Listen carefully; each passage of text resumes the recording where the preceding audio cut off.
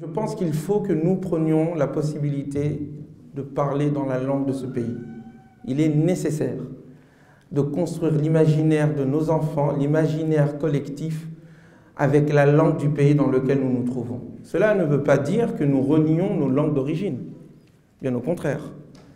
Mais aujourd'hui, nous sommes dans une situation où la plupart de nos jeunes sont dans l'incapacité d'interagir sainement avec le discours religieux, car celui-ci a été façonné dans une autre langue, par une autre culture, pour d'autres besoins.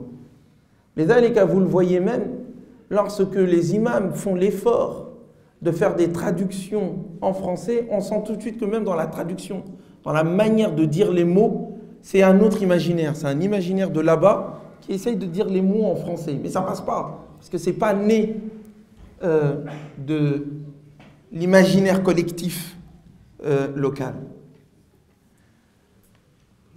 C'est la raison pour laquelle ceux qui font œuvre de conférence, ceux qui font œuvre de leadership spirituel, ceux qui font œuvre de leadership intellectuel se doivent de s'imprégner de l'imaginaire collectif de la société dans laquelle ils se trouvent, afin de mieux communiquer avec les autres. Ce n'est pas juste les mots seulement, c'est la façon de plaisanter, c'est la façon de dire les choses, c'est la façon de les penser.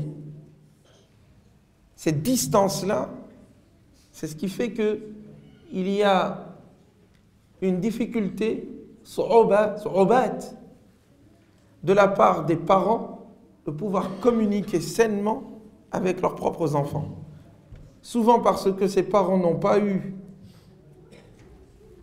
ressenti le besoin de parler dans leur langue d'origine dans la maison, et du coup ils sont incapables de dire un certain nombre de choses, de communiquer un certain nombre de sentiments à leurs enfants dans leur langue d'une part, et d'autre part parce que la langue même française avec laquelle ils essayent tant bien que mal de parler, quand ils viennent à la mosquée, n'est pas celle-ci qui est enseignée prioritairement par les types de personnel religieux que nous recrutons. C'est un gros problème. Donc du coup, nous nous retrouvons avec toute une génération qui a une incapacité émotionnelle à pouvoir interagir sainement, de façon naturelle, sans se transformer, sans se nier avec l'héritage musulman. لذلك أكرر لابد أن نتحدث باللغة القوم لغتنا نحن وإن كان لا يمنع ذلك تعدد اللغات لأن من تعدد لغته celui qui a plusieurs langues est une personne beaucoup plus riche que celui qui n'a qu'une seule langue. Al-Muhim, je vais rentrer dans le vif du sujet. Le modèle prophétique dans une société occidentale. Ça ressemble au sujet de tout à l'heure. Le sujet de tout à l'heure, c'était la citoyenneté musulmane. Nous avions dit, لقد قلنا المواطنة, la citoyenneté, c'est le fait de participer avec les membres d'une même société en adhésion au même principe.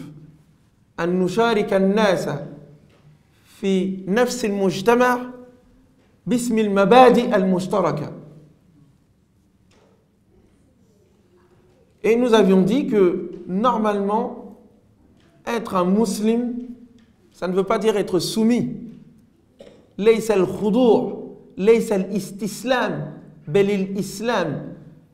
Et en arabe, il y a une différence entre l'islam et l'istislam. Et que l'islam, ça n'est pas une soumission, c'est une adhésion à la paix de Dieu.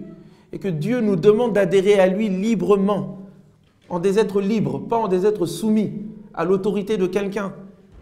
Et celui qui est véritablement musulman, c'est un acteur de paix. لأنه مسلم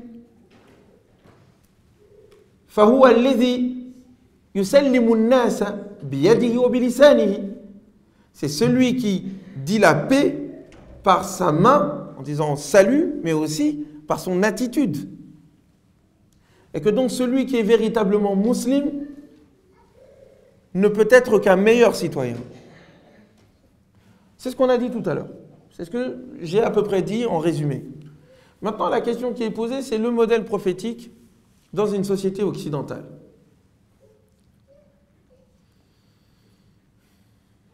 Qu'est-ce qu'on entend par le modèle prophétique? Est-ce que le modèle du prophète, c'est... Par quoi est-ce qu'on entend déjà un modèle? C'est quoi un modèle? Est-ce qu'un modèle, c'est une façon de s'habiller? Est-ce qu'un modèle, c'est une façon de parler? Est-ce qu'un modèle, c'est des principes? C'est quoi un modèle? Dans la langue française, un modèle,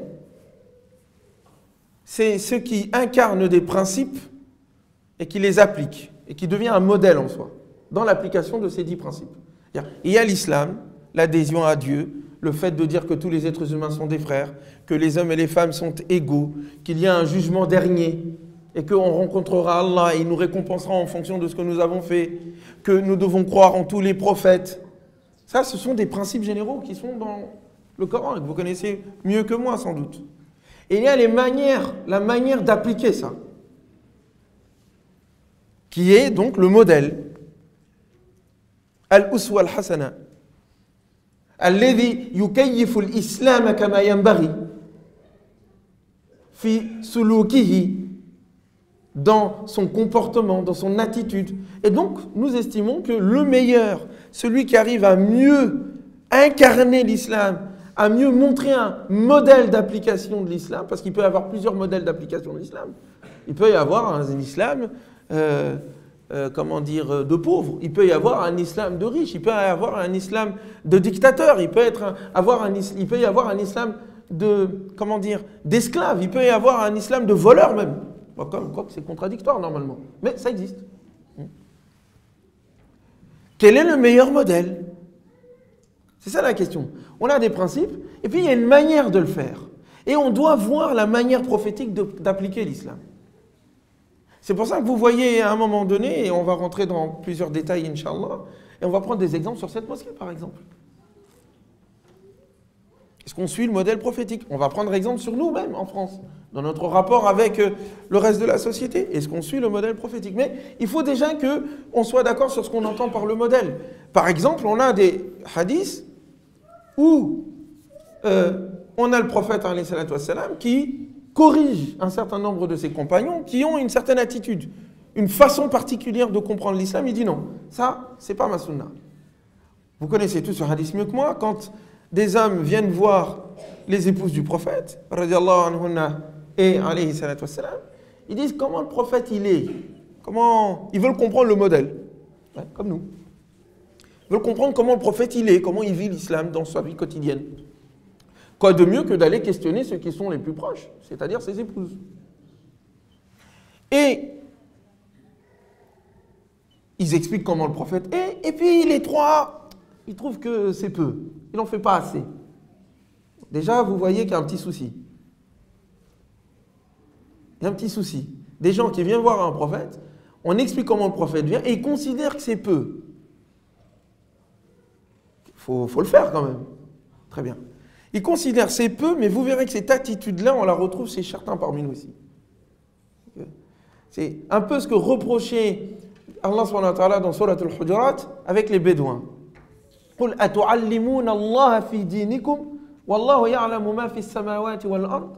Vous allez enseigner à Dieu votre religion. Oui, il y avait des gens qui avaient cette prétention même de dire au prophète comment fallait faire la religion. Même à Dieu, on pense que tu devrais faire comme ça. C'est une forme d'orgueil de la pureté, d'orgueil on va faire notre propre modèle à nous, qui correspond à nos propres passions, à nous, parce qu'on estime que c'est ça qui est mieux. Et si on te dit oui, mais le prophète ne faisait pas tout ça, oui, mais le prophète, c'est le prophète. Donc il y avait des personnes qui ont trouvé que le prophète était, voilà, il était light, trop modéré. Et il y en a un, il a dit, bon, quant à moi, en ce qui me concerne, c'est fini, je ne me marierai plus de femmes. Je prends la vie monacale. L'autre, il a dit, quant à moi, c'est fini, je ne mangerai plus, je vais jeûner tous les jours. Et l'autre, il dit, moi, je ne dormirai plus la nuit, je passerai toutes mes nuits en prière.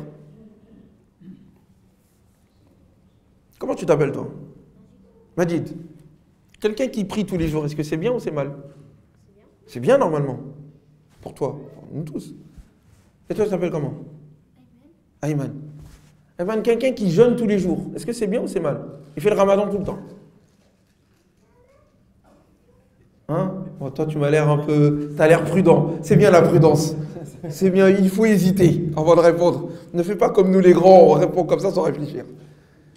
Mais normalement, on dirait, mais quelqu'un qui jeûne tous les jours, c'est quelqu'un de bien. Masha'Allah. Il veut se rapprocher de Dieu. Pourquoi tu veux lui interdire ça? Et quelqu'un qui prie toutes les nuits. Ah, c'est bien ça, normalement. Toi, tu t'appelles comment? Mounir. Mounir, t'en penses quoi?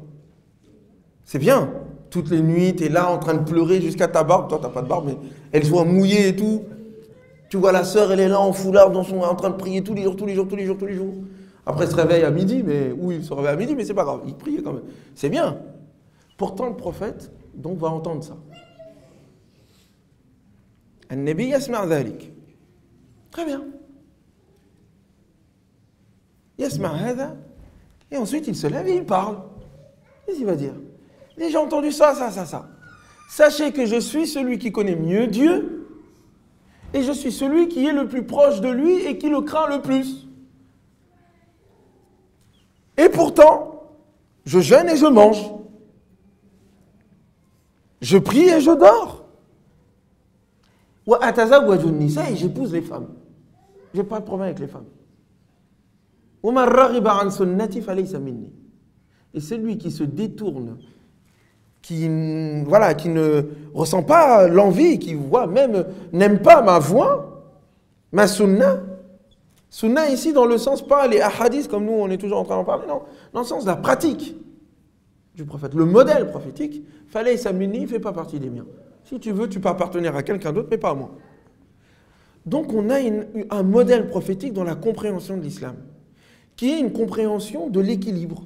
Une compréhension de la vie d'ici-bas est bonne si on en profite dans le halal, en vue de l'au-delà. Nous, on voit pas, on n'est pas dans le haram, tout est haram. On n'est pas dans si tu es pour Dieu, tu es contre la vie. Non, non, non. Si tu es pour Dieu, tu es pour la vie. Si tu es pour Dieu, tu profites des bonnes choses que Dieu t'a données. Tu t'interdis pas les choses que Dieu t'a rendues licites. Tu t'amuses pas à créer des modèles qui vont aller vers les excès. Le modèle prophétique. Un autre exemple. Un autre exemple. Un jour, le prophète, alayhi salatu wassalam, parce qu'il faut que nous cessions de répéter les hadiths comme ça, sans réfléchir sur les conséquences. Et quand le prophète fait ça, pourquoi il fait ça? C'est par rapport à d'autres religieux et la manière dont la religion a été falsifiée dans un sens de fuite de ce monde. On ne veut pas de ce monde. Donc il voit des compagnons qui essayent de suivre ce modèle-là. Il dit non, non, non, non, non, ça, c'est pas ma sunna. Ma vie, ma sunna, moi, on est pour la vie. On n'est pas pour la mort. On est pour la création, pas pour la destruction. On est pour l'humain, pas contre l'humain. On est pour les choses belles de la vie, pas tout est haram. Donc il faut comprendre donc cette attitude-là sur si le prophète est comme ça, comment nous on est ici. Déjà dans le monde de manière générale et particulièrement en Occident. Je continue un autre exemple. Le prophète déclare une déclaration solennelle. J'étais à l'université, pas longtemps, et j'étais dans un cours de conférence sur le soufisme. Et la manière dont le professeur, c'était pas un musulman, mais il y avait des musulmans aussi qui étaient dans la salle, ils adhéraient à 100% à son propos.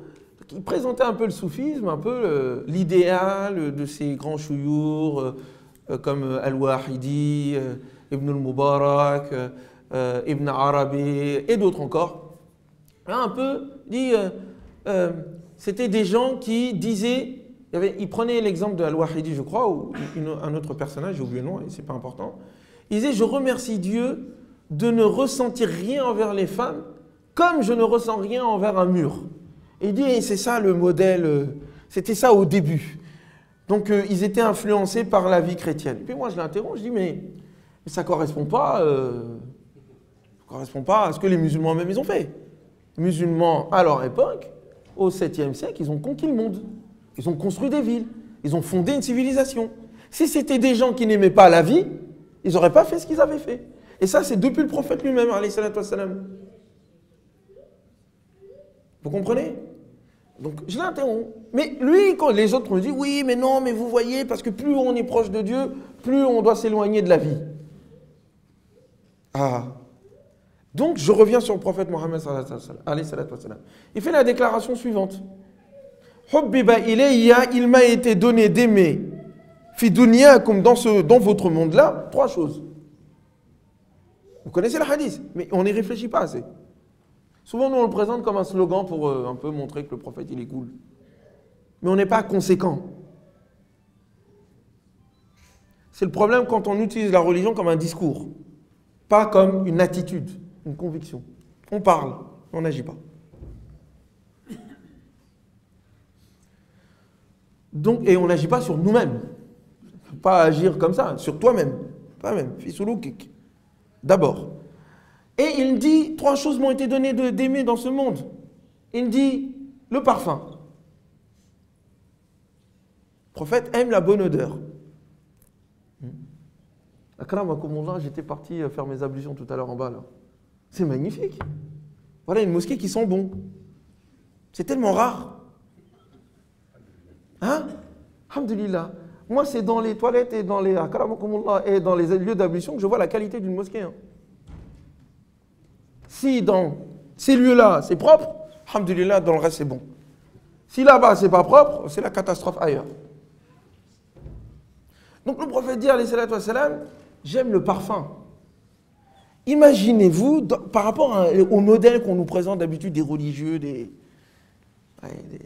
gens comme moi en costard, costume et tout, ils disent, c'est un rigolo lui. Qu'est-ce qu'il veut lui? Il est rasé, compagnie. Nous on veut un qamis, un mec moche, qui vient, qui montre que machallah quoi. C'est pas comme nous, mais c'est lui le vrai. Bref, il dit, moi j'aime les parfums.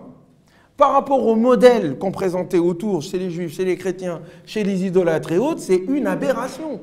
Un prophète qui vient de Dieu ne peut pas dire il aime le parfum. C'est le symbole du plaisir du monde, ça. C'est le luxe, c'est magnifique. Sentir bon. C'est pas tout le monde qui se balade avec du parfum. Si, lui, il aime le parfum.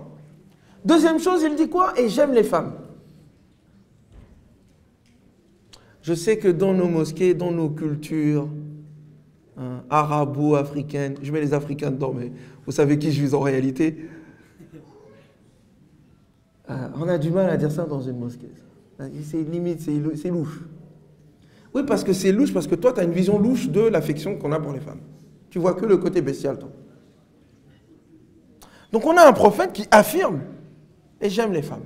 Et entre les deux, la fraîcheur de mes yeux se trouve dans la prière. C'est ce que je préfère le plus. Donc il met la prière, la chose la plus importante en islam, hein, entre 2 choses qui sont les symboles de ce monde. Le parfum et les femmes. Les belles choses de ce monde. Donc ça sous-entend aussi qu'il met les femmes entre la prière et le parfum. Hein? C'est pas comme certains qui mettent les femmes entre le chien noir et les rats. Vous rigolez, mais c'est dans nos sources. Hein. Donc voilà, ça c'est ce que les musulmans font, et voilà ce que le prophète fait. Mais son modèle, c'est un modèle quoi alors? C'est un modèle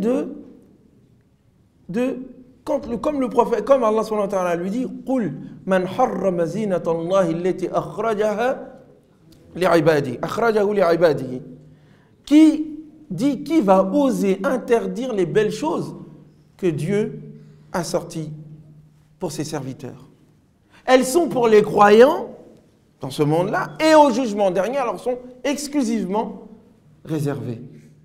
Donc on comprend d'où vient cette vision du prophète, alayhi salatu wassalam.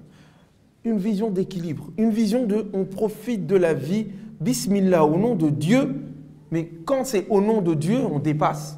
On ne se comment dire, on n'est pas dans la restriction de ce monde-là. Oui, on est dans ces extrêmes-là. Soit ceux qui sont Las Vegas, vous voyez le symbole? À Las Vegas, tu ne dis pas Allahu Akbar, bismillah là-bas. C'est pas le lieu, quoi. Quelqu'un qui fait l'azan en plein milieu du casino, si on te frappe, on te sort dehors, c'est de ta faute. C'est pas le lieu. On est entre ça et... quel autre exemple je pourrais donner? Non, faut pas poser des problèmes ici. Il a dit Daesh, c'est lui qui l'a dit. Moi, j'ai rien dit. Quand on verra ton nom dans leur magazine là-bas, c'est chaud pour toi, mon ami. Mais bon, bref, vous voyez l'autre extrême. On est entre ces deux extrêmes. Soi-disant, l'autre, il refuse la vie, mais celui qui refuse la vie, vous verrez qu'ensuite, c'est lui qui va aimer la vie plus que les autres. Quand on refuse la vie, en réalité, on cache une envie de la vie. C'est que lui, si tu lui laisses la possibilité de profiter sans que personne le voie, il va faire des catastrophes. Ce sont ces extrêmes-là qu'il faut refuser. Ça n'est pas le modèle du prophète. Est-ce que vous avez vu le reportage la semaine dernière sur l'Église en France? L'Église de manière générale, avec le rapport avec la pédophilie. Je vais dire le nom comme ça, kramakumullah, mais il faut le dire les choses. Vous l'avez vu ou pas? Il faut regarder. Pas pour dire que vous voyez, c'est des mauvais, c'est des... Non, pas ça. C'est comprendre pourquoi l'islam a interdit l'église, il n'y a pas d'église en islam, il a interdit la vie monacale. Tu ne dis pas, moi je refuse cette vie, parce que refuser cette vie, c'est aller dans les autres extrêmes. De refuser le besoin naturel envers l'autre personne, féminin ou homme, ça aboutit aux catastrophes que nous voyons, d'une part. Et d'autre part, à se mettre au-dessus des autres. À croire que les lois ne s'appliquent pas à nous. Nahnu abna'ullah wa ahibba'u. Nous sommes les préférés de Dieu. Donc les règles ne s'appliquent pas à nous. Mais ça, c'est vrai pour eux, c'est vrai pour nous aussi. Ça ne fait donc pas partie du modèle prophétique. Ça, c'est une vue d'ensemble que j'essaie de vous donner à travers des mots-clés comme ça. Cette attitude du prophète alayhi salatu wassalam, envers la vie, envers les autres. Envers les autres, comment il n'était pas dans le jugement. Ces deux points-là, c'est-à-dire le rapport avec ce monde, le rapport avec les femmes, le rapport avec les bonnes choses de ce monde, d'une part, le rapport ensuite avec l'autre, c'est l'autre chose dont je vais vous parler, sont nécessaires ensuite pour juger ce modèle-là en Occident. Qu'est-ce qu'on entend par les sociétés occidentales? Et qu'est-ce que nous-mêmes nous faisons? Est-ce que nous sommes fidèles à ce modèle ou pas? Ce sera ma conclusion. Donc, un autre exemple dans son rapport avec les autres. On a un prophète, le messager de Dieu. Il parle au nom de Dieu. Très bien. Pourtant, vous voyez cet autre hadith où le prophète alayhi salatu wassalam dit que au moins dans la journée, au moins, il dit Dieu pardonne-moi 70 fois, voire 100 fois. Astaghfirullah, au moins 70 fois, voire 100 fois. Vous connaissez tout ça, hadith. Mais qu'est-ce qu'on en tire? Nous, on en tire juste qu'il faut prendre son chapelet et répéter Astaghfirullah 70 fois en une seule place. Lui, il dit la journée. Donc déjà, ça ne veut pas dire... Je pense, wallah alam, il n'est pas assis en 10 minutes, Astaghfirullah, Astaghfirullah, Astaghfirullah. C'est qu'il a tellement conscience de Dieu qu'à chaque instant, au moins dans la journée, c'est au moins une centaine de fois, il pense à Dieu et à Astaghfirullah. Ouais. Parce que c'est facile de rester et répéter 70 fois. Non, c'est sa conscience. Dans ses va-et-vient, il pense tellement de fois à Dieu qu'il est toujours en train de se voir par rapport à Dieu. Pas à la hauteur et astaghfirullah.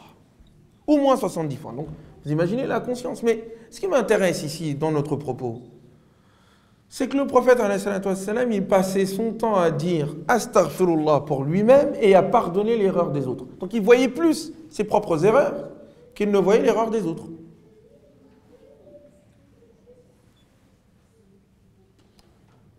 Est-ce que le prophète, il ne passait pas son temps à voir qui a fait la faute? C'était pas son problème.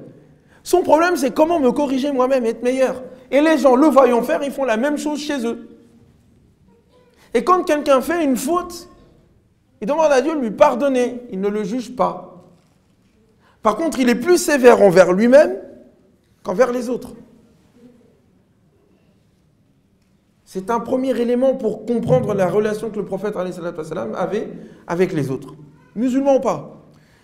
L'idée de croire en Dieu, c'est un engagement envers soi plus sévère et plus indulgent avec les autres, parce que Dieu est miséricordieux.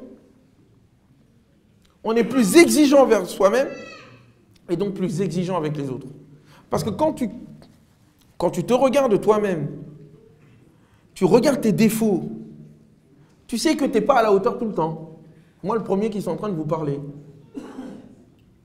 Et des fois même, j'ai envie d'arrêter de parler. Mais tu parles, mais tu n'es pas à 100%. Oh non, de quoi tu parles alors? Ça, c'est une question peut-être qu'on pourrait y répondre tout à l'heure. Et c'est vrai. C'est peut-être même plus un danger pour moi. Ça se trouve, vous irez tous en enfer et moi j'irai brûler tous au paradis et moi j'irai brûler en enfer. Bref. Mais cette attitude envers lui, quand tu sais à l'intérieur de toi tes propres défauts et que tu es plus exigeant envers toi-même, tu es donc plein d'indulgence envers les autres parce que tu sais ce qu'il vit. Tu sais que ce n'est pas évident. Ce n'est pas facile. C'est celui qui ne se connaît pas et qui croit qu'il est à la hauteur de tout qui se permet de juger les autres. De regarder comment ils vivent. Est-ce qu'il a le bon qamis? Est-ce qu'il a la bonne barbe? Est-ce que la sœur, elle est bien, ceci, cela, pour la... C'est quelqu'un qui se préoccupe des autres et n'a pas véritablement une vraie relation avec Dieu. Parce que quand tu es en relation avec Dieu, tu es trop occupé dans ta relation avec lui pour perdre ton temps pour imaginer ce qui se passe chez les autres. Là, tu n'as pas le temps pour ça. Et donc le prophète avait cette attitude. C'est la raison pour laquelle il avait une attitude de confiance envers tout le monde. Envers tout le monde. Même envers les kuffars. J'aime bien le mot kuffar. C'est la manière dont certains frères le disent, des kuffars, t'as l'impression que c'est une grosse insulte, quoi. C'est kuffar. Bon, bref, j'ai arrêté de répéter le mot. Mais le prophète, c'est lui, vous connaissez son histoire. Sur lui la paix. Qui est celui qui va le conduire de la Mecque à Médine? Donc on est à la Mecque. Il y a des gens qui veulent le tuer. On est d'accord? Ce sont des mouchrikoun. On est d'accord? Des idolâtres. Des gens qui veulent sa peau, c'est comme ça qu'ils veulent sa tête. Ils veulent le tuer parce qu'ils croient en un seul Dieu. Très bien. Celui qui prendra la bride, sa chamelle, et le conduire sain et sauf jusqu'à Médine, c'est un mouchrik. Un idolâtre, quelqu'un qui n'est pas de sa religion. C'est même pas qu'il est chrétien ou juif. Il fait partie de ceux qui voulaient le tuer. C'est ça, non? Ce sont les mouchrikoun qui voulaient le tuer. Celui qui va conduire le prophète jusqu'à Médine, c'est un mouchrik. Comment ça se fait? Il a fait son travail. Elle a été payée seulement. Ouais, mais bon, quand même, moi, même si tu es payé, tu peux me trahir. Il ne voulait pas le tuer. Ah non, ça c'est sûr qu'il ne voulait pas le tuer. Mais est-ce qu'il avait même les possibilités de le tuer s'il avait voulu le faire? Et il était en fuite. Alors, je vous pose la question, comment ça se fait? Parce que de l'extérieur, il était mouchrik, mais de l'intérieur, il était... Oui, mais le prophète, il ne sait pas ce qui se passe à l'intérieur. Il sait que c'est un mouchrik, c'est tout. C'est un mouchrik. Ça pose problème, hein? C'est bizarre. Hein? On nous a dit, non, normalement, tu ne dois pas être allié avec les mouchrikoun, les kuffars et compagnie. Bon, bah, maintenant, votre prophète, il a été aidé par un mouchrik. Comment vous faites? Vous allez le tuer après? Bah, attends, normalement, c'est ce qu'on dit, non? Soit tu rentres dans l'islam, soit tu sais ce qui va se passer. Le prophète ne l'a pas forcé.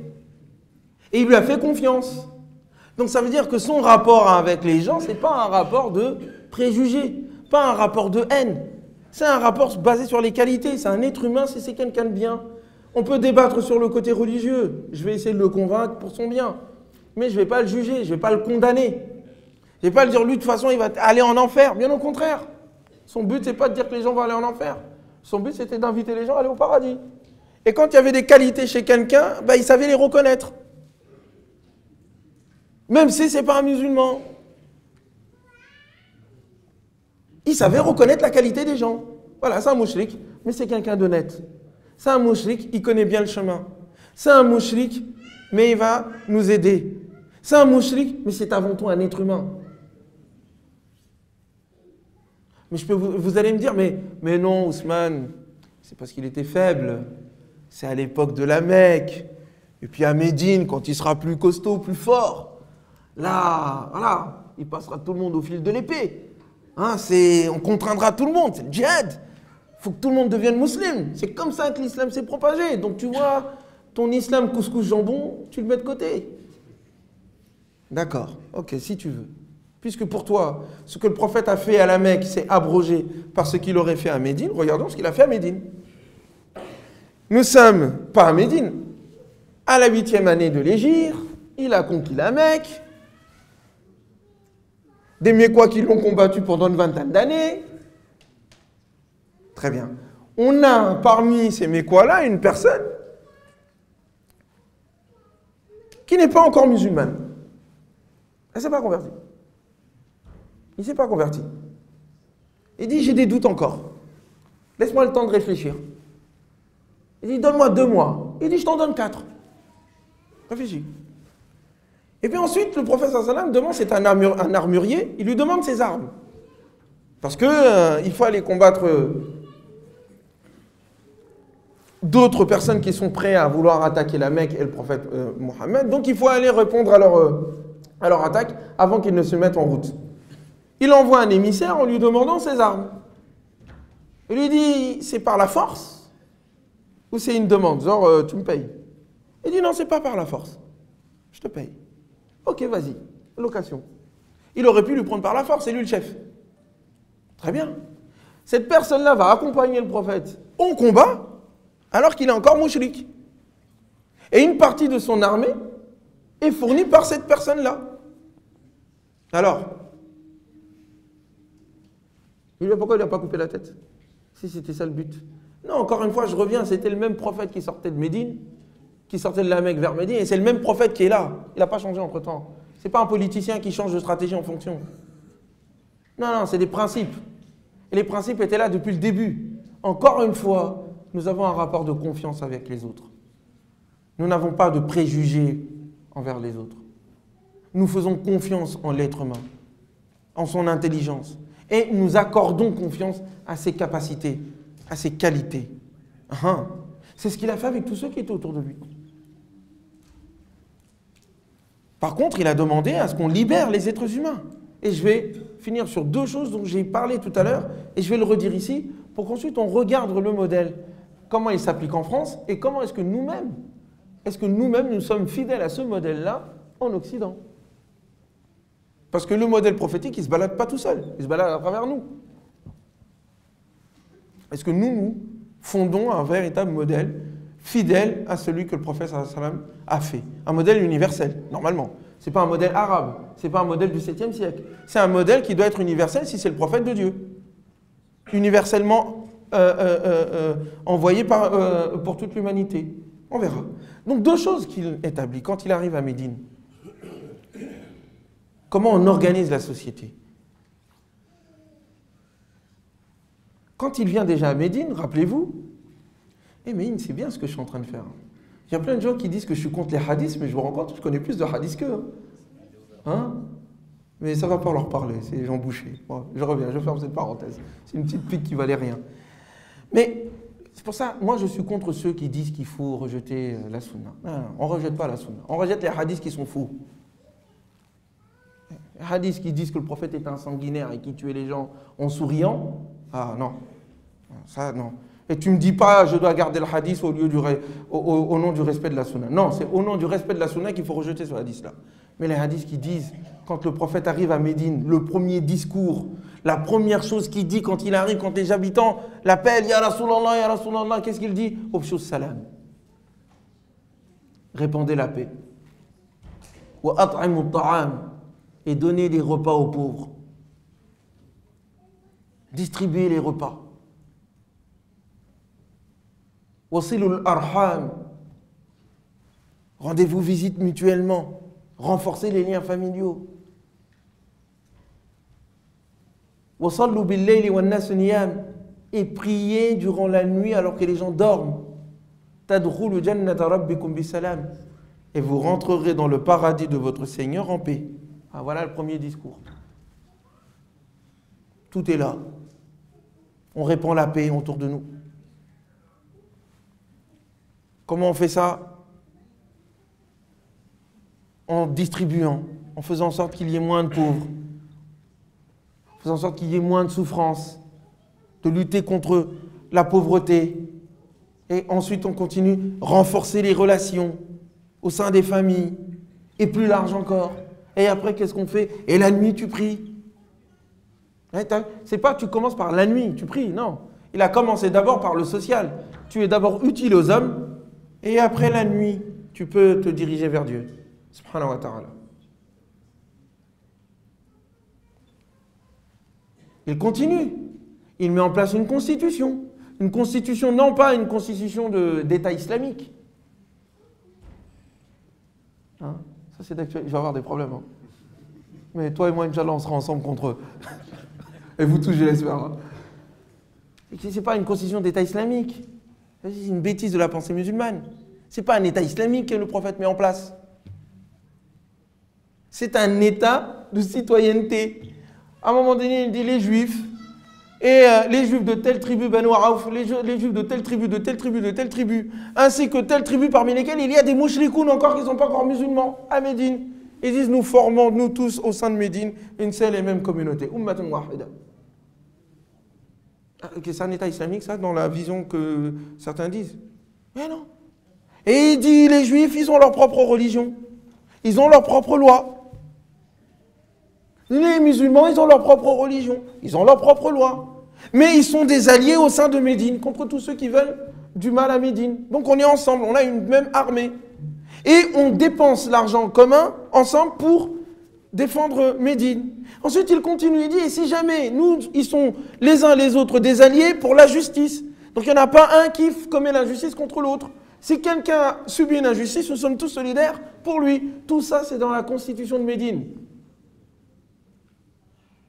Et après, nous, on parle de Dizia, on parle de Yamazir, il faut les tuer, on parle des chrétiens d'Orient qu'il faut dégager, on parle de l'État islamique que pour les musulmans, partout les musulmans, attention, les musulmans de ta secte. Et tu dis, au nom du prophète. Ah, je dis, mais de quel prophète tu parles? C'est pas le nôtre, là, c'est un autre. C'est un prophète Satan, c'est pas le prophète Mohammed. Al-Muhim. Donc, il met en place cela. Donc, il a un rapport de partage avec tout le monde. On respecte la religion des uns et des autres. Après, les désaccords idéologiques qu'on a, c'est dans le débat qu'on en parle. C'est pas dans la politique, c'est dans le débat d'idées. On discute. Il y a des chrétiens qui viennent à Médine, dans la mosquée. Vous avez déjà eu des chrétiens qui viennent dans votre mosquée? Ils ont déjà fait leur prière ici? Ah non. Aouzubillah. Même moi je dirais Aouzubillah, toi. Faut pas exagérer quand même. Bon, mais pourtant le prophète sallam le permet dans sa mosquée. La mosquée de Médine, rapportée par Ibn Majah. Qu'on ne me dise pas que j'ai inventé le hadith. Des chrétiens viennent, ils discutent de la divinité de Jésus dans la mosquée de Médine. Ils sont dans la mosquée, ils sont accueillis par le prophète à la mosquée, ils dorment dans la mosquée, ils sont nourris dans la mosquée. Très bien. Ils sont là. Et il y a un débat avec le prophète. C'est un débat d'idées. Mais à un moment, c'est l'heure de leur prière. Alors on fait quoi? Auzubillah. On va voir ce qu'ils vont faire. Non, le prophète dit, il cherche un endroit pour prier. Il dit, mais priez ici. Priez ici. Où? À la mosquée. Quelle mosquée? Celle du prophète. Alayhi salatu wassalam. Et nous, dans nos caves à nous, bon, ici, c'est pas une cave, on fait des histoires avec même des musulmans. C'est qu'ils ne sont pas du même groupe que toi, non? Donc, vous voyez. Donc, comment on confond, on a fait de la religion un moyen politique de domination, on ne comprend pas. La politique, c'est une chose. On dirige des gens, une société, avec des décisions qui concernent l'intérêt général. Le débat d'idées, la religion, la spiritualité, Dieu, pas Dieu, ça c'est un débat entre nous. Et on doit laisser la liberté à tout le monde pour pouvoir discuter. Parce que s'il n'y a pas de liberté, on ne peut pas comprendre, on ne peut pas adhérer sainement à la foi. C'est toujours quelqu'un qui impose sa vision. Or, la foi n'est possible que dans une atmosphère de liberté. Ce n'est pas possible sinon. Anta munafiq sinon. On crée des hypocrites. C'est pour ça qu'on vous voyez des pays musulmans qui disent appliquer la charia en disant que celui qu'on soupçonne être en dehors de l'islam, on lui coupe la tête. C'est pas islam, ça. C'est la dictature. Il veut en faire un moyen idéologique pour couper la tête aux opposants. Et puis l'imam qui est à côté de lui, il est là pour imposer sa vision sur les autres. On utilise l'islam pour ça. Après, ça donne les musulmans qu'on connaît. Donc le prophète n'avait pas cette attitude, alayhi salatu wassalam. Le prophète dans sa mosquée, je vais vous choquer et c'est dommage que cela vous choque si cela vous choque. Le prophète sallam dans sa mosquée, il n'y avait pas de barrière avec les femmes. Alors je sais que c'est une grosse avancée, ça, alhamdoulilah, parce que dans certains, c'est dans la cave, ou même pas à la maison. Je sais. Mais c'est sûr que si on se compare à pire, ah bah il y a pire. On est toujours meilleur. Mais c'est pas ça le modèle prophétique, alayhi salatu wassalam. Quand je dis ça aux musulmans, ils grincent des dents, je le sens. Oh, qu'est-ce qu'ils racontent, les... Harry, c'est là où je vois si tu es un vrai musulman. Combien de fois j'ai dirigé un centre musulman? Tu parles. On est tous des hypocrites. Le nas, il est clair, mais ça contrevient à ta passion, à tes taqalid et compagnie et tout. Ça contrevient à nos sociétés de matistes patriarcales. Ça contrevient à notre héritage qu'on ne veut pas remettre en question par l'islam. Donc devant les non-musulmans, on fait semblant. Machallah, on a des beaux discours. Et dans les faits, entre nous, on sait très bien ce qui se passe. Et ça, c'est pas prophétique. Après, faites ce que vous voulez, hein, les frères. Moi, je force personne. Alhamdoulilah, je ne suis pas dirigeant d'une mosquée et je ne veux pas l'être. Que Dieu m'en protège. Et que Dieu protège ceux qui sont dirigeants. Parce qu'ils ont un lourd travail. Mais, voilà, c'est pas prophétique. Donc, voyez-vous, voilà quel était le modèle du prophète. Et quand je dis à un moment donné, quand je suis dans des conférences avec des non-musulmans, quand je dis en fait les musulmans sont en deçà de ce que le Coran veut, ils me regardent avec des grands yeux. Genre, je fais de la comédie, quoi. Non, nous avons régressé. L'islam, le Coran est plus ouvert que nous. Plus ouvert. J'irai même plus loin. Le Coran est plus ouvert que les sociétés occidentales. Il va beaucoup plus loin dans les libertés, beaucoup plus loin dans les possibilités, beaucoup plus loin dans les relations interpersonnelles. Dans une vision musulmane, c'est la société musulmane qui doit financer les lieux de culte des autres religions. Des autres religions. Parce qu'ils font partie de la même société que nous. On doit protéger leurs lieux de culte. On doit même financer leurs lieux de culte. Je sais que pour les musulmans, ça c'est compliqué. Parce qu'on est loin, tellement loin, que ça a l'air une utopie. Non. C'est pour ça que pour moi, nous, en France, si on devait appliquer le modèle prophétique, entre guillemets, c'est pas pour nous accaparer la République, comme certains disent, imposer la loi islamique, la charia, couper des mains, mettre en danger la laïcité. Non, c'est pousser la laïcité à son bout. Aller plus loin. Aller plus loin dans les libertés. Permettre à ce que toutes les religions aient droit de cité dans une société. Que toutes les personnes puissent avoir la possibilité d'accéder à sa propre religion et à la religion des autres. Et que ça soit pris par les biens publics. Si on était des véritables musulmans dans nos pays, c'est ça qu'on devrait faire. Donc, vous voyez qu'on est en deçà de notre modèle, mais un modèle qui est au-delà de ce que les sociétés occidentales elles-mêmes proposent. Même si elles sont plus proches du modèle de l'islam que nous, dans les sociétés musulmanes. Donc maintenant, je rentre dans ce que nous faisons nous-mêmes. Parce qu'il y a certes un modèle prophétique, mais encore faudrait-il que nous soyons d'accord avec le type de modèle ou d'idée ou d'image que nous avons de lui. Et il y a un grand flou dans la conscience musulmane sur l'image du prophète. C'est pas clair, c'est pas net. C'est pas net parce que la manière même dont nous présentons le prophète Mohammed, c'est ambigu. D'un côté, on dit c'est le prophète de la paix, de la miséricorde, masha'Allah, wa ma arsalnaka illa rahmatan lil alamin, d'une part. Pourtant, on n'hésite pas, mais on le met dans nos cours, partout. J'ai été étudiant, je le suis encore, et j'espère l'être jusqu'à la fin de ma vie. Mais on n'hésite pas à dire, par exemple, que le prophète, alayhi salatu wassalam, il y avait 70 personnes 70 compagnons qui avaient été tués par une une tribu, et cette tribu, ils ont réussi à en attraper certains, et qu'est-ce qu'ils ont fait? Ils leur ont crevé les yeux. On a chauffé une aiguille, on a crevé l'œil, on a coupé leurs membres, et ensuite on les a laissés sur la terre chaude et brûlante jusqu'à ce qu'ils meurent. Comment tu compares « Wa ma arsalnaka illa rahmatan lil alamin » ici et ça? Et les deux sont présents dans la conscience musulmane, sans qu'il semble y avoir de contradiction pour eux. Comment dire à un moment donné, l'islam dit « La ikraha fi din » et que le prophète, alayhi salatu wassalam, il a, parmi ses épouses, il y a une juive et une chrétienne. Maria al-Qubtiyya wa Safiya. Alaysa kadhalik? D'origine chrétienne et d'origine juive. D'un côté, on dit ça, et pourtant de l'autre côté, on dit oui, mais l'islam s'est propagé par la guerre et que c'était normal parce que de toute façon, c'était la vérité qui devait s'imposer. Et de toute façon, quand tu étais musulman, quand tu n'es pas musulman, on donnait quand même 3 choix. Soit tu payes la dizia, soit tu rentres en islam, soit on te coupe la tête. Alhamdoulilah, ils ont du choix. Tu ne peux pas présenter ça d'une part et l'autre côté. Il y a un ménage à faire.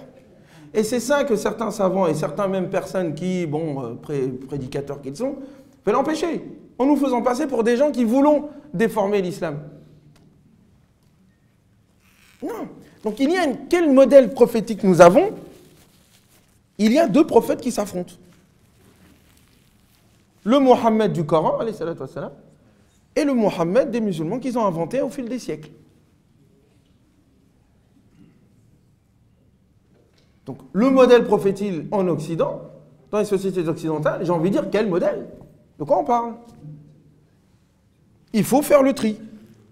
Et quand vous voyez dans les quartiers, quand vous voyez au sein de notre jeunesse, même au sein de la pensée d'un certain nombre d'intellectuels, voire de théologiens, vous voyez que ce n'est pas très net.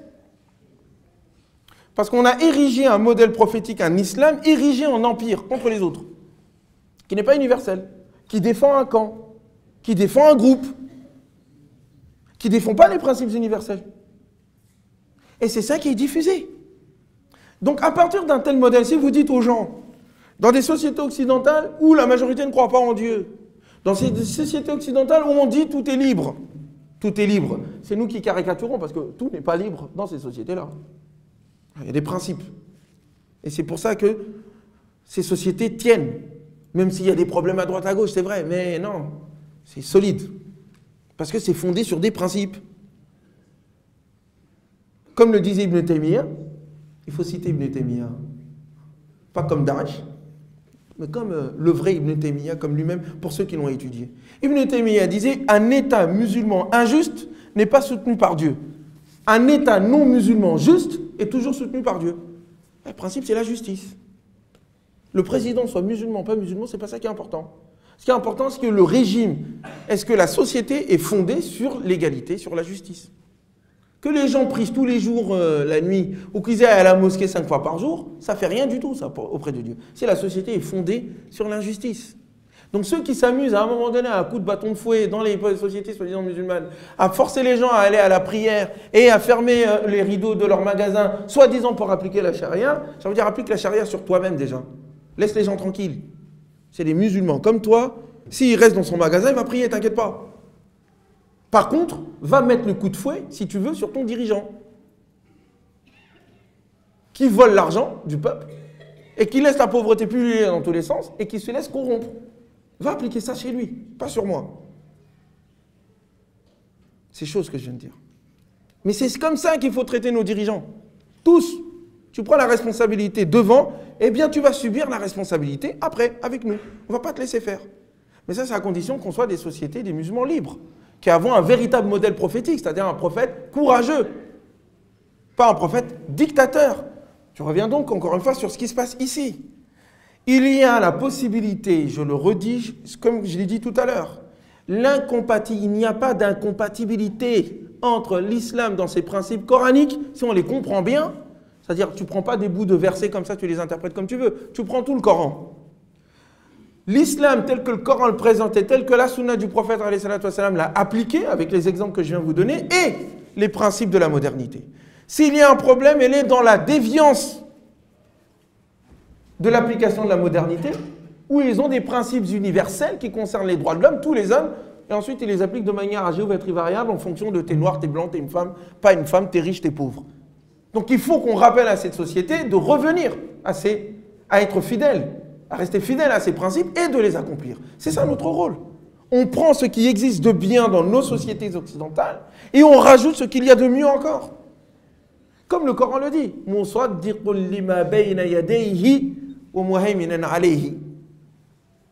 Il atteste de la véracité de ce qui se trouve devant lui de livres et d'héritage. Ça c'est bien, ça c'est bien, ça c'est bien. Non, ça c'est pas bon.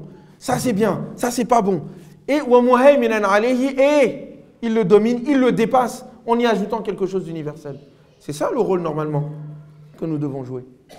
Est-ce que c'est ce rôle exactement que nous mettons en avant? Est-ce que c'est comme ça que nous éduquons nos enfants? Est-ce que c'est ainsi que l'islam est présenté dans nos mosquées, est présenté dans nos lieux de formation? Avec beaucoup de tristesse, j'ai envie de dire, c'est très rare. Avec beaucoup de tristesse, j'ai envie de dire, non. Avec beaucoup de tristesse, j'ai envie de dire, le modèle de l'islam que nous présentons est un modèle tribal, n'est pas un modèle universel, et correspond à une société particulière, pour une époque particulière, pas une société moderne, et surtout pas une société qui vise à dépasser les crises de la modernité. Nous sommes en crise. Quel type de modèle est-ce que nous on propose pour sortir, pour faire en sorte que les hommes et les femmes aient les mêmes salaires en France? Les hommes et les femmes n'ont pas les mêmes salaires. Voilà. Pour faire en sorte que dans les quartiers, que tous les Français puissent avoir les mêmes droits. Parce que ce n'est pas le cas. Qu'est-ce que nous on propose? On propose quoi? On ne propose pas grand-chose, les frères et les sœurs.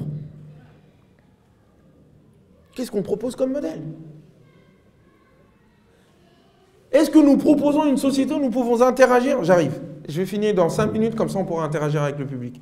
Est-ce qu'on propose comme modèle, ce modèle prophétique, alayhi salatu wassalam, qui enseigne comment reconnaître dans toutes les religions la vérité qui s'y trouve? C'est pas tout le monde qui a ça. Hein. Vous discutez avec les chrétiens et les juifs, ils n'ont pas ça. Même avec les laïcards, ils n'ont pas ça. Les laïcards, pour eux, la liberté, c'est dans la non-reconnaissance des religions. On fait comme si les religions n'existaient pas. Ah non, parce qu'elles existent. Nous, on a la capacité, de par notre héritage, de par notre religion, de par notre révélation, de considérer que tous les peuples de la terre ont reçu une révélation. On n'est pas conséquent. Le Coran dit « وَمَا مِنْ أُمَّةٍ إِلَّا خَلَا فِيهَا نَذِيرٌ » Tous les peuples, toutes les nations ont reçu un message. Donc il n'y a pas de peuple élu chez nous. Il n'y a pas un seul peuple qui a reçu tous les prophètes. Non, non, non. Donc tous les peuples ont un enseignement qui vient de Dieu. Il a peut-être été falsifié, peut-être qu'il a été dépassé, peut-être qu'il y a des choses qui ne vont pas. Mais on est capable, nous, de par notre révélation, à voir ça, oui, ça c'est bien. Et à le faire fructifier. Et puis quand on voit quelque chose qui ne va pas, on n'insulte pas. Non, on essaie de le corriger dans la discussion, en y ajoutant quelque chose. Nous, on est capable de faire ça. Quel type de modèle d'interaction avec les religions est-ce que nous proposons? Qui dépasse le modèle dans lequel nous nous trouvons aujourd'hui, qui est un modèle en échec. Parce qu'ils n'arrivent pas à interagir avec la diversité. Pour eux, une bonne interaction avec la diversité, c'est faire comme si la diversité n'existait pas. Non, on peut faire l'unité dans la diversité et par la diversité. Mais ça, c'est à condition déjà, par principe, que tu considères que tout le monde dans cette diversité est porteur de la vérité, est porteur d'une vérité. Et que c'est Dieu seul qui connaît toute la vérité. C'est pour ça que le Coran continue dans Surat al-Hajj. Il parle « Inna alladhina amanu, walladhina hadu, wal-nasara, wal-sabi'un, wal-majus, walladhina ashraku » Donc, ceux qui ont la foi, ceux qui sont juifs, ceux qui sont chrétiens, ceux qui sont zoroastriens et ceux qui ont associé à Dieu, Dieu jugera entre eux au jugement dernier. Al-irja. Nous, on ne règle pas les problèmes religieux sur terre. Ce n'est pas à nous de décider qui va au paradis ou en enfer. C'est Dieu qui décide de ça là-bas. Nous, on a ce verset-là. Et on est incapable de proposer un autre modèle. L'éducation. Les Lumières étaient fondées sur le fait que les êtres humains doivent être libres. Le modèle de l'islam, c'est que les êtres humains doivent être libres, donc plus d'église, plus de dictature économique, on doit partager les biens par le biais de la zakat, parce que celui qui possède tout, il domine tout le monde. Et Amruhum shura baynahum, quand on décide les choses, on les fait démocratiquement. Ce n'est pas une seule personne qui décide sur nous. On se concerte mutuellement et on décide. Et celui qui est l'amir chez nous, c'est Amirul Mu'minin. Ça veut dire c'est le amir que les mu'minin se sont donnés. C'est nous qui l'avons choisi. Ce n'est pas héréditaire.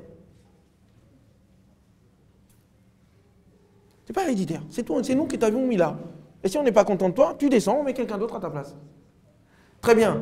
Quand il met cela en place, est-ce que nous, on n'est pas capable à un moment donné de proposer quelque chose qui est supérieur à cela en décidant qu'en France, il est nécessaire que tout le monde ait un revenu décent, que tout le monde de multiplier les modalités de concertation et de participation si le prophète alayhi salatu wa sallam était là. C'est ce qu'il aurait fait, parce que c'est ce qu'il a fait à Médine.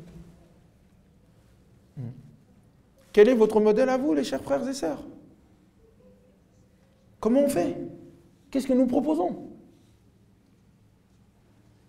Nous avons du potentiel pour aider ce pays.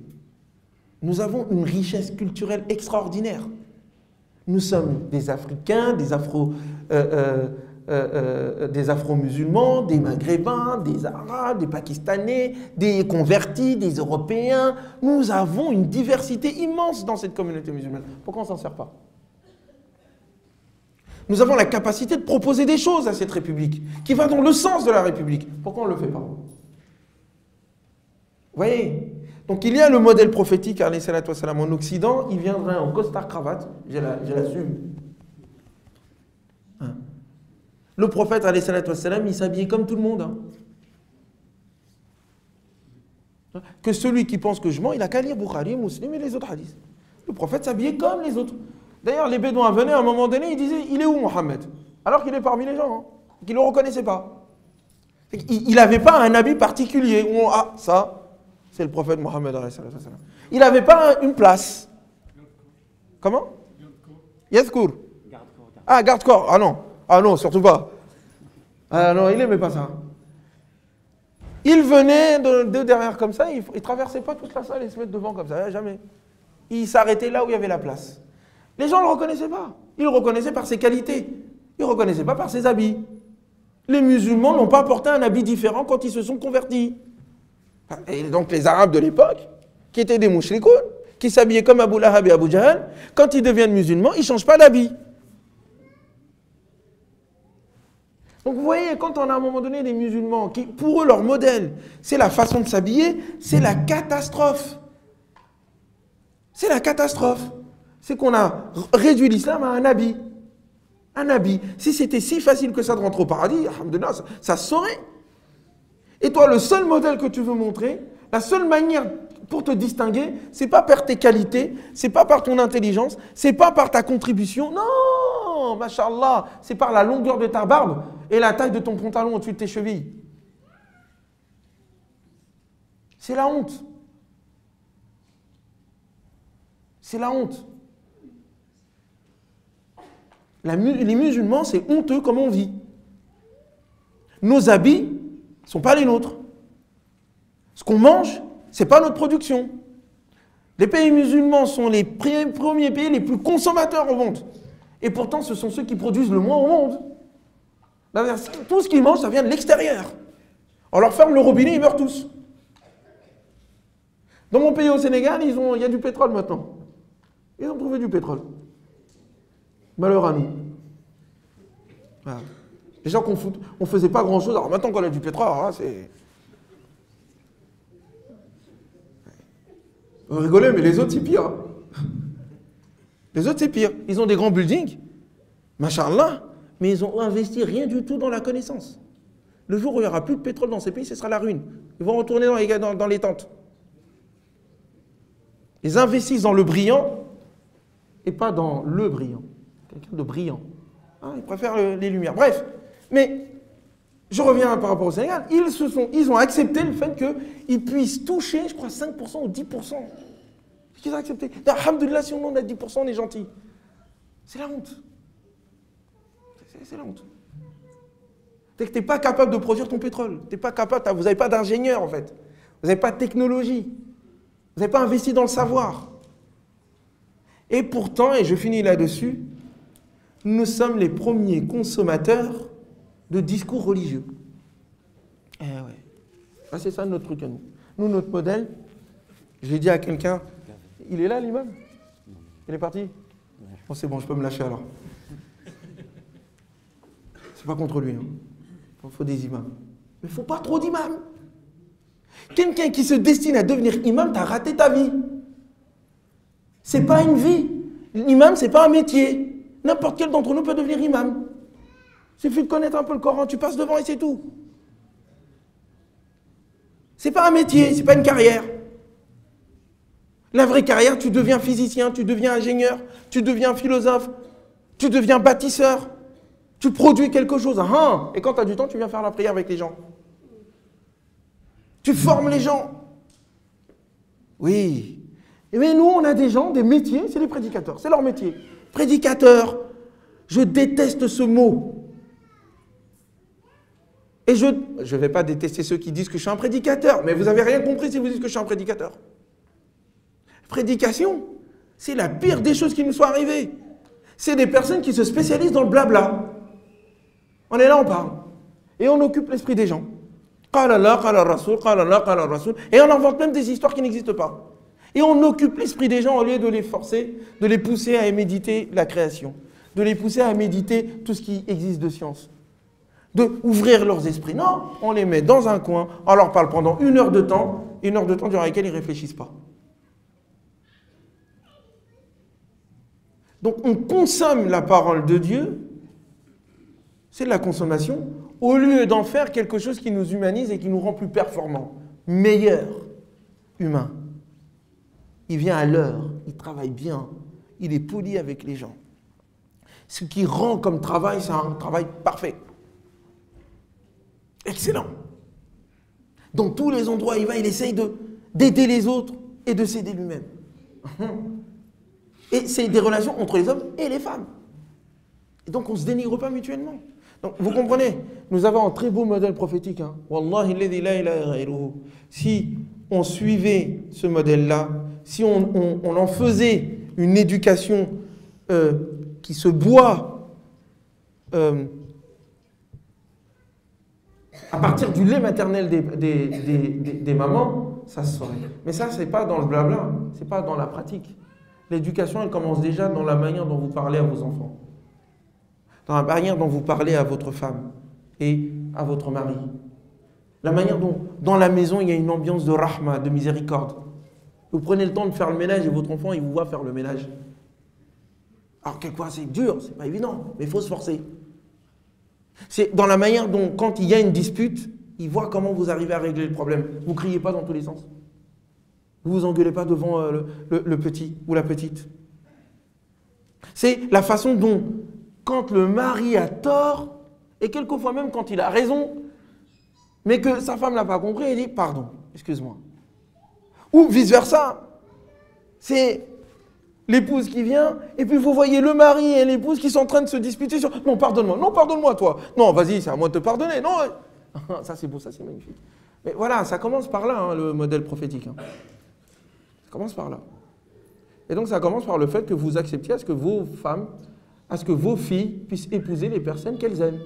Ça aussi, c'est le modèle prophétique. Le prophète a défendu les femmes en demandant à ce qu'on ne les force pas à épouser quelqu'un qu'elles n'aiment pas. Vous ne pouvez pas fonder une famille solide avec une éducation saine basée sur le respect, l'affection et l'autonomie des enfants si la femme n'aime pas son mari et qu'elle pense qu'à une chose, c'est qu'il meurt vite. Il n'y a pas moyen là. C'est mort. Il y en a qui ne peuvent pas passer à l'acte, mais ils le souhaitent, quoi. Bon, vous voyez, tout ça, c'est des modèles qu'on connaît, wallah, et on les connaît, mais on refuse de les appliquer. Parce qu'en réalité, ce qu'on suit, ce sont nos modèles traditionnels et pas l'islam. Et tant qu'on n'aura pas fait la décision intérieure, de nous à nous, d'adhérer à ce que Dieu y veut, et de cesser de suivre aveuglément des paroles qui n'ont aucun fondement, et surtout qui sont fondées sur l'injustice, ce modèle prophétique sera un beau discours, peut-être pas si beau que ça d'ailleurs que je viens de tenir, mais ce ne sera pas quelque chose dans la réalité. Le véritable islam, c'est dans la pratique, pas dans les discours. وأقول قولي هذا وأستغفر الله لي ولكم فاستغفروه إنه هو الغفور الرحيم ربنا آتنا في الدنيا حسنة وفي الآخرة حسنة وقنا عذاب النار ربنا لا تزغ قلوبنا بعد إذ هديتنا وهب لنا من لدنك رحمة إنك أنت الوهاب. Et je m'arrête ici. Si vous avez des questions, pas seulement des questions, vous pouvez ne pas être d'accord avec moi. Tant que ça reste dans les limites du débat sain, c'est une bonne chose. Nous avons plus besoin de relations entre nous et de discussions que de conférenciers qui parlent 2 heures de temps et qui ne laissent pas la parole aux gens. Il faut que ça soit plus démocratique. Donc, pour cette conférence, c'est juste pour résumer effectivement donc, le hadith du prophète sallallahu alayhi wa sallam. Et bien c'est ça l'islam. Donc le prophète est envoyé pour achever, pour parfaire les bons comportements. Et ça se résume l'islam en ce hadith. Si vous avez des questions ou bien des interventions courtes donc sur le sujet, on prendra 2-3 personnes avant de passer, Inch'Allah, au repas. Et on a 2-3 questions, 2-3 interventions. Les sœurs aussi, s'il y a un micro-baladeur, c'est celle qui veut intervenir, il n'y a pas de souci. J'étais dur pour les sœurs. Il faut prendre votre liberté, les sœurs. Et alors, je prends le premier, le deuxième, que ce soit pour il faut que ce soit dans le sujet, là, pour juste un peu cadrer les choses. Et alors, c'est des discours de lycée Fillon sur l'islam. Monsieur Fillon. Il faut choisir un islam qui vient de l'Iran. Ah, les Fillon, Monsieur Fillon. Ah, Monsieur Fillon. Oui, qu'est-ce qu'il a dit, Monsieur Fillon? Qui dit que l'islam c'est totalitaire. Oui, bon, Monsieur Fillon devrait d'abord rendre les costumes et après parler. Et alors, deuxième question. Ils ne sont pas à sa taille, 13 000 € quand même. Et là, on a les cours, s'il te plaît. Oui, c'est juste la question du favoritisme. Favoritisme. Entre qui et qui? Vous nous avez parlé de l'islam. Oui. Parce que ce n'est pas une question de favoritisme. Nous, les partis sur le favoritisme de l'islam,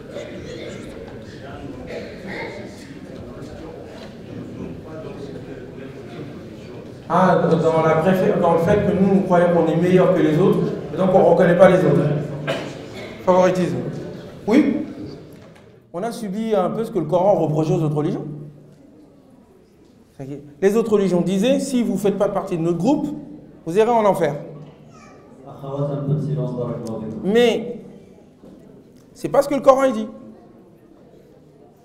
L'excommunication, ce n'est pas une tradition coranique. La preuve en est, il dit وَقَالَتِ الْيَهُودُ لَيْسَتِ النَّصَارَ عَلَى شَيْءٍ وَقَالَتِ النَّصَارَ لَيْسَتِ الْيَهُودُ عَلى شَيْءٍ وَهُمْ يَتْلُونَ الْكِتَابَ كَذَلِكَ قَالَ الَّذِينَ لَا يَعْلَمُونَ مِثْلَ قَوْلِهِمْ. Donc, les juifs disent que les chrétiens se basent sur rien. C'était ça le débat qu'il y avait. Les juifs disaient que les chrétiens c'est des pourris, ils iront en enfer. C'est des mondrils. Les chrétiens disaient que les juifs, pareil. C'est pas disaient, ils continuent à le dire. Et le Coran dit, mais alors qu'ils lisent le livre, ils ont le kitab ne dit pas ça. Et aussi ceux qui ne connaissent rien, qui n'ont pas de livre, ils disent la même chose. Nous maintenant, nous musulmans, on a un Coran qui nous dit que les juifs et les chrétiens n'ont pas à s'accuser mutuellement d'être dans... Non. On est dans la salle de prière, il y a une conférence, celles qui veulent discuter, donc vous pouvez sortir. Non, cool, ça ira. Mais donc, le fait est que les musulmans ont fini par suivre, au fait, la voie de ceux que le Coran est venu critiquer, en leur demandant non, de cesser de s'accuser mutuellement d'être dans l'ignorance. Qu'ils ont un même principe, qu'ils ont les mêmes prophètes. Les juifs et les chrétiens, c'est la même religion, à la base. Et Jésus, il vient d'où? Il vient des enfants d'Israël. Donc, les divisions qui ont eu lieu jusqu'à créer des religions séparées, c'est dû à l'excommunication. À dire que nous, notre façon de comprendre, c'est la seule et la vraie. Après, à l'intérieur du christianisme, c'est la même chose qui s'est passée. Les catholiques contre les arianistes, contre les orthodoxes, contre les protestants, etc., etc. Les mêmes choses se sont passées parmi les juifs, les uns les autres se disputant. Mais, le problème, c'est que quand l'islam vient, c'est de dire non, vous tous ici, là, toutes les sectes qui sont présentes, tous ceux qui sont en train de se disputer, si vous croyez en Dieu unique, vous croyez en un prophète qui vous a envoyé un livre, en l'occurrence Moïse et Jésus, vous croyez au jugement dernier, c'est ça le principe. Ne vous disputez pas, ne vous excommuniquez pas. Nous, musulmans, c'est pour ça qu'on arrive à parler avec tout le monde et qu'on peut épouser des juifs et des chrétiennes. Parce qu'à la base, c'est la même religion.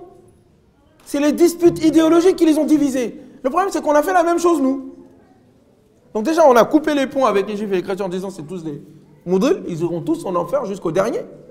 C'est comme ça que nous, on comprend. Du coup, les passages du Coran qui parlent des choses de bien chez les non-musulmans, on dit non, c'est mansour. C'est abrogé, c'était pour leur époque, ou à l'époque du prophète, au début de la révélation, mais après c'est fini. Et c'est fini où? C'est écrit où? C'est toi qui décides quand c'est fini? Ou c'est Dieu, subhanahu wa ta'ala? Donc, et après, entre nous, les sunnites contre les chiites, contre les ibadis, contre les khawarij, contre ceux-ci, les salafistes, alors on n'en parle pas. C'est cette même mentalité satanique. Parce que c'est Shaitan qui rentre là-dedans. L'envie de pouvoir, de croire qu'on est les représentants de Dieu, que Dieu même, il est obligé de faire comme nous. C'est ça, hein, c'est comme ça qu'on pense. On pense que Dieu, il est obligé de nous mettre au paradis. Et donc, si on soupçonne que quelqu'un peut rentrer au paradis, ah, ça nous fait mal au cœur. Comme si c'était chez toi. Comme si les clés t'appartenaient, quoi. C'est toi qui décides de qui rentre. Donc, c'est cette mentalité qu'il y a chez les musulmans. Cette mentalité, cette mauvaise mentalité que le Coran a critiquée chez les gens du livre. Mais ça, je sais que mon discours a du mal à passer parce qu'on est loin, très très loin du Coran. Pour nous, Dieu, il nous appartient, c'est notre Dieu. C'est qu'on a fait une OPA, quoi. C'est à nous. Non, Akhi, c'est Rabbul Alamin. C'est le Dieu de tous les hommes. Pas de toi seulement. Et donc, comme le soleil, il le donne à tout le monde, son message, il le donne à tout le monde. Et c'est pas toi qui décides de qui va rentrer au paradis ou en enfer. Déjà, décide de toi-même. Essaye de rentrer au paradis. Donc, oui, vous avez tout à fait raison, mon cher ami. Le sentiment, l'orgueil de croire que nous sommes choisis parce que notre couleur ou parce que notre religion, quoi qu'il arrive, nous, on ira au paradis, quelles que soient les bêtises qu'on peut faire, quel que soit le vol qu'on peut commettre, quelles que soient les injustices qu'on peut commettre, c'est une vision théologique qui vise la domination, qui vise à justifier l'ordre établi, qui vise à justifier l'injustice des dictateurs. Il tue tout le monde, mais il peut aller quand même au paradis. Et quelle justice, ça? Il a massacré son peuple. Hein. Mais peut-être il peut... Quel peut-être? Par contre, quelqu'un qui est d'une autre religion que toi, qui a fait le bien, qui a combattu l'injustice, lui, automatiquement, obligatoirement, il va aller en enfer. Elle est où la justice ici? Elle est où la justice? Quelqu'un, il fait le bien, c'est un chrétien. Mais il fait le bien.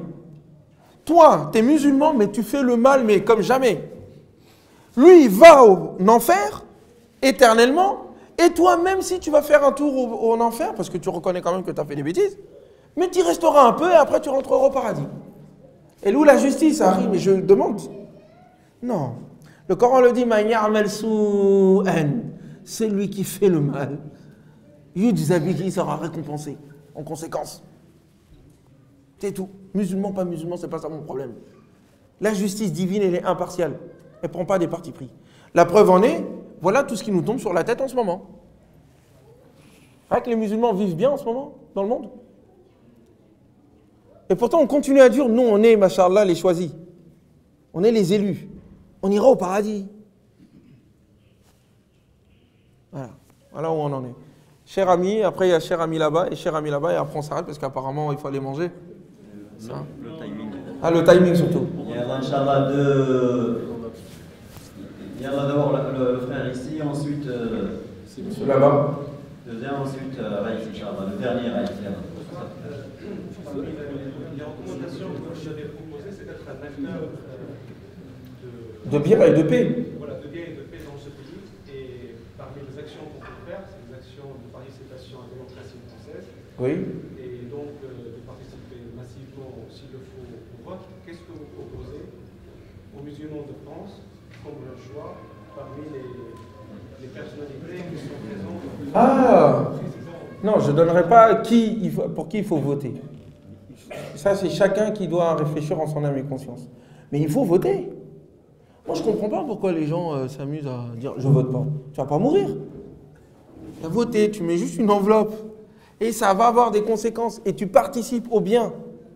C'est que tu participes au bien, tu fais le bien. Allah te récompensera pour ça. C'est que ça fait bizarre dans la tête des gens.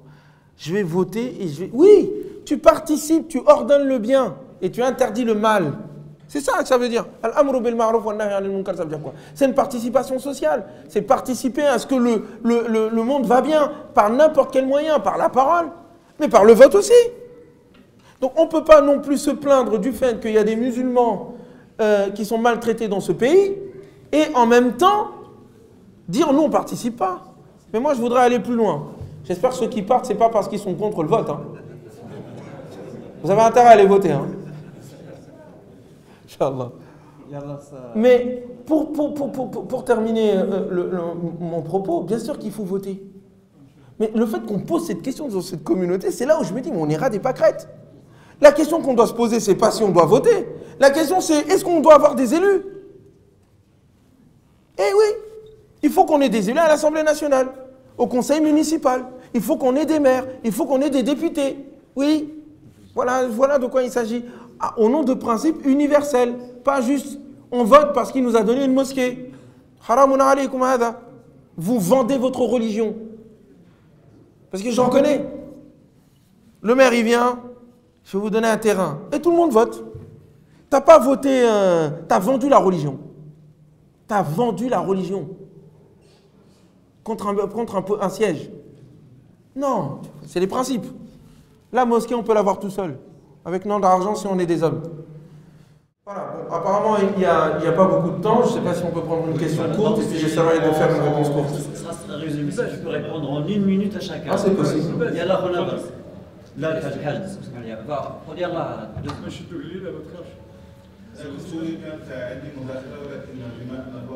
لا الوقت ضيق غيت انا انتظر قال لك الوقت ضيق ايوه ضيق لخص طيب غيت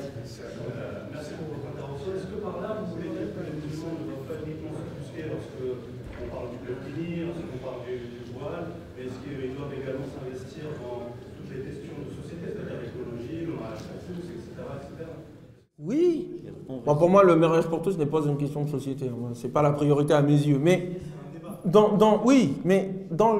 l'enjeu majeur en France, c'est quoi? C'est la question économique.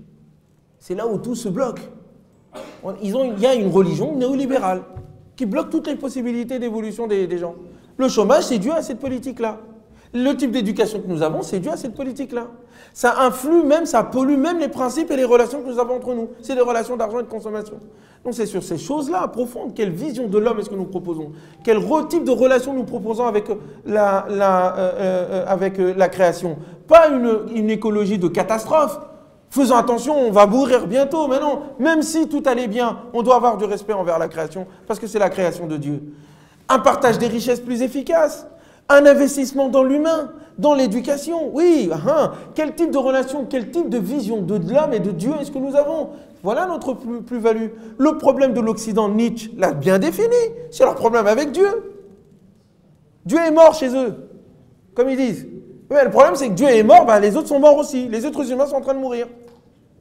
Et on en subit les conséquences. Quelle proposition positive pouvons-nous faire sur le plan théologique, philosophique, écologique, politique et d'éducation à partir de nos valeurs qui sont des valeurs universelles basées sur la fitra. Voilà le fond du sujet. La burkini, on n'aurait même pas dû parler. Le voile. Je ne sais pas comment vous expliquer en fait. Je le disais tout à l'heure, il y a quelqu'un qui vous donne une gifle. Vous pouvez lui mettre une baffe. Mais la plus grande victoire, c'est qu'il n'ait plus l'occasion de vous donner la gifle. Donc il faut aller en amont. En amont de la burkini, en amont du voile. En amont, c'est comment se faire respecter dans ce pays en contribuant. En contribuant sur le plan scientifique. Ils sont où nos ingénieurs, nos scientifiques, nos prix Nobel? Ils sont où? Nous, on ne fait que consommer et critiquer. La société française est une belle société. Sinon, nos parents ne seraient pas venus ici. Et nous, on ne serait pas là dans ce lieu en train de parler. Dans d'autres pays, les propos que je suis en train de tenir feront que nous tous, on ira en prison. Et vous savez de quel pays je parle? C'est les pays où, soi-disant, il fallait faire la hijra. Va faire la hijra tout seul et ils sont tranquilles. Donc oui, c'est les types de contributions qui posent problème. On ne contribue pas, on n'est pas concentré sur l'essentiel, parce qu'on est léger spirituellement, on est léger intellectuellement. C'est pour ça qu'on se laisse influencer. La Burkini, on est tous en émoi. C'est que des symboles, il faut aller plus profondément. بارك الله فيك اخونا عثمان على المحاضره فنعتذر للاخوه على الإطالة. الاطاله نعم je l'ai évoqué donc Inch'Allah il aura encore une rencontre demain après Salat al-Fajr c'est اخونا عثمان s'il peut nous faire dua pour le père de l'Hajj Anfou dua sénégalais Inch'Allah. Un doigt sénégalais. Un doigt sénégalais, je ne sais pas si ça va aller loin. On va faire un doigt musulman. مسلم ان شاء الله يلا فاخواننا نعرضوا ان شاء الله عند الحج من بعد ان شاء الله اون با ان شاء الله.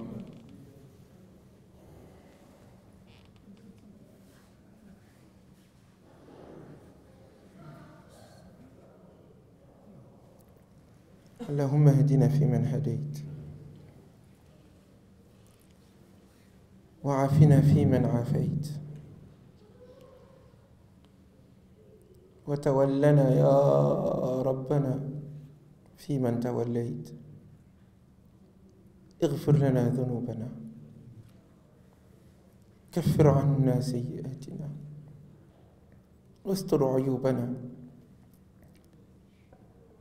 واجعلنا من المتقين يا كريم. اللهم لا تدع لنا في مقامنا هذا ذنبا إلا غفرته ولا عيبا إلا سترته ولا مظلوما يا ربنا إلا نصرته وأيدته.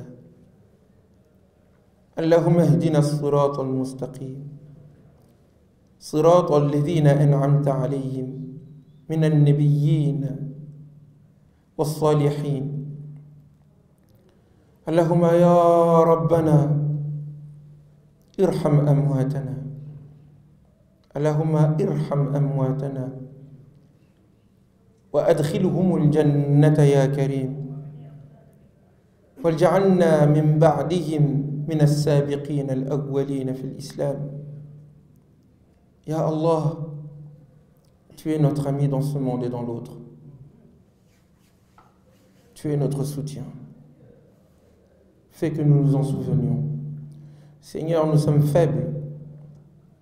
Renforce-nous par ta présence. Seigneur, Ya Rabbana, nous sommes ignorants. Donne-nous la connaissance et l'humilité.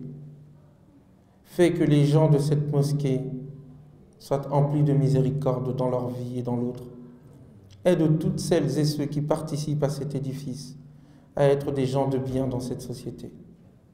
Ya Arham Ar-Rahimin, tu comprends toutes les langues et tu comprends donc celui de nos cœurs. Tu connais notre faiblesse, tu connais nos manques, mais tes miséricordes est plus grande. Allahumma taqabbal minna innaka anta as-sami'ul 'alim wa tub 'alayna innaka anta at-tawwabur rahim warzuqna ya rabbana al-ikhlas wa ba'id baynana wa bayna an-nifaq kama ba'adta bayna al-mashriq wal-maghrib. وصل يا ربنا وسلم على هذا الرسول الكريم محمد وعلى آله وأصحابه أجمعين وآخر دعوانا أن الحمد لله رب العالمين.